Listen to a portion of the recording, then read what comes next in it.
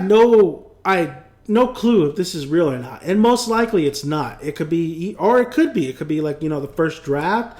It could actually be the script, but most likely it's not. But these kind of things, it's fun to just talk about because who knows, might be true. What I'm talking about basically, it's a Civil War leaked script supposedly, and Nerd Reactor has it on their site. I have the description link below in my description box. The link. Read it yourself. It's actually a really, really good read. No matter if it's, even if it's fake, even if it's real. If it's fake, then damn, this dude has some skills or she has some skills because it's actually a really good read. I really enjoyed it. I could envision the whole movie really in my head. And if somebody were to just give me the script, I'd be like, you know what? I like this. Some things here and there. Maybe we want to fix up a little bit since we got Spider-Man. But you know what?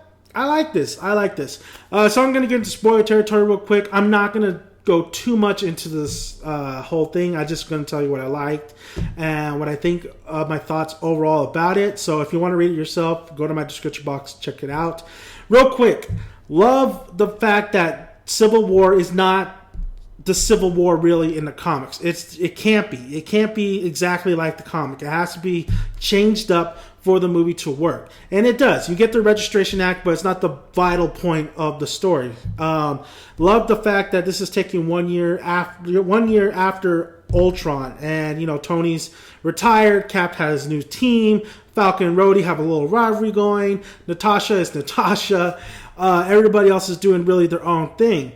And I love the fact that Bucky, even though it seems like he still has that same type of role like in Winter Soldier, where he's going around and he's assassinating Hydra, pretty much more of the Hydra people that are still out there. Love that. Love how Cap is still searching for him. Love how they both, come to blows, and Winter Soldier, Bucky does get framed at one point. That's what leads to Tony, fighting against Cap too, and the people turning against really this whole superheroes helping out here because it's not working.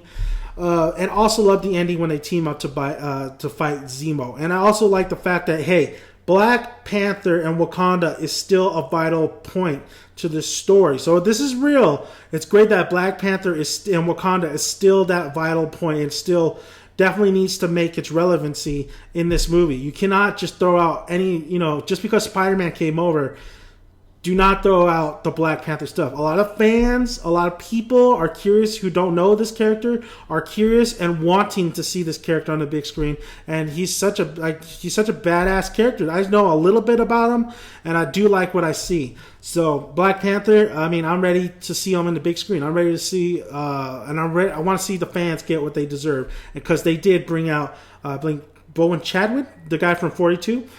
He's a great actor. I think he'll nail the role. Speaking of Spider-Man, though, Spider-Man in the script is more of an extended cameo. He does, do some things in here, especially the heart-to-heart with Tony, him explaining Uncle Ben's last words, him revealing his true identity. Absolutely love it. You don't have to have Sony. You don't have to start with the origin story. We get it. He's Spider-Man. Let's just have this little part in Civil War. It makes perfect sense. And then let's start with Spider-Man already being Spider-Man. Peter Parker, basically. Also, I do love the relationship with Tony and Peter. It needs them, having that close bond, having that relationship in this film. Like how they started off with that. That's great, because that's what I want to see. I want to see Robert Downey Jr. talk to Peter Parker. That's what I want to see. I think that's what a lot of people want to see. I think in the comics they have a great, strong relationship as well. And I remember in Spider-Man the anime series, they were great friends. So, animated universe, anime series. So, I hope that comes. That definitely stays true to, even if this is not the real script, I hope, they do bring that aspect to the real script or the film itself. Also love the fact that, there's little glimpses of him, and then of course he joins Tony's squad, and then when Tony and Steve fight, that Spider-Man's going off saving people because that's his job. He has to take responsibility. And then Steve and Iron Man, Tony realizing, well, listen, man, look what we're doing. We're fighting for ourselves. We got to stop. And also, I love the fact that Bucky's the one that killed Tony's dad. That brings a little conflict into it as well. It seemed like it was a little rushed though to get to that battle with Captain America and Robert Downey Jr. or Captain America and Tony Stark, when I was reading it, like, it feels like just like boom, bang, boom, let's move on, let's go to the fight with Zemo, because Zemo is the big bad villain in this film. Now, to add, there is no Ant-Man, and there is no, I believe, William Hurt or something, William Powers or something like that, the guy from the Incredible Hulk, the general. So you don't, and they're confirmed to be in this film, so that's why I'm saying this could be actually a first draft, or it could be just thrown out the window. Most likely it's thrown out the window. This is not the script. This is a fake script. But like I said, I enjoyed it, so I'm not going to talk too much more about it. It was a great read. Read it yourself. Check it out. I really enjoyed, Hawkeye and the whole thing that's going there. I don't know.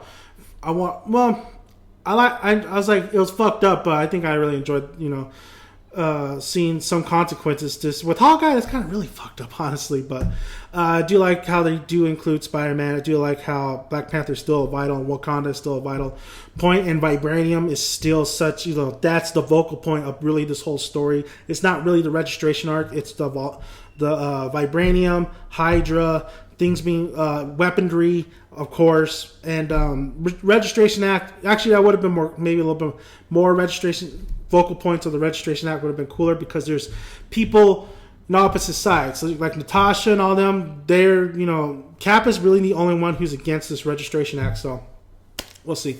We'll see this if this is fake or real. We'll know in due time, but you can check it out yourself. Description box, check it out. I really enjoyed it. I really enjoyed the read, so thank you guys for listening, and subscribe, like, you know the deal. I had a burp. So thank you guys. And if this is real, man, it was a good read. It was a good read. I really enjoyed it. So I could see, the head guy's like, yeah, and we need a big spider, a big ass spider, just to appear. For what? Just to appear out of fucking nowhere. Thank you guys. Subscribe, like. See you guys later.